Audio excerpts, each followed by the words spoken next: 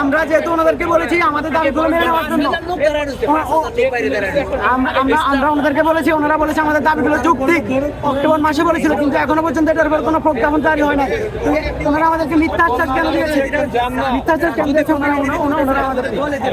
এখন আমরা ওনাদেরকে শুরুতেই স্মারকলিপিতে বলে দিয়েছিলাম, যদি আমাদের দাবিগুলো পূরণ না হয় আমরা কঠোর কর্মসূচি দেবো।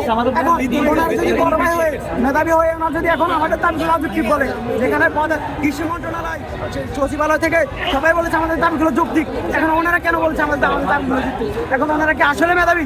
6 মাস থেকে ওনাদেরকে বলে আসছি, ওনারা বলছে ঠিক আছে এইভাবে যে আমাদের ক্লাস পরীক্ষা সব কিছু নষ্ট হচ্ছে, আমাদের ভবিষ্যৎ নষ্ট হচ্ছে।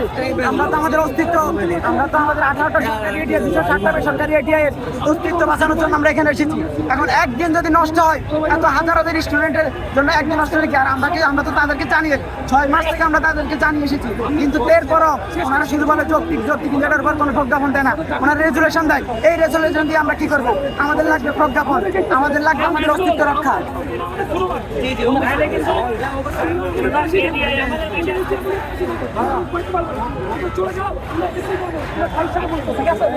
আপনারা ভাই ওনারা কথা বলতে, ওনারা এখানে কথা বলতে আস্তে আস্তে চুপ করো।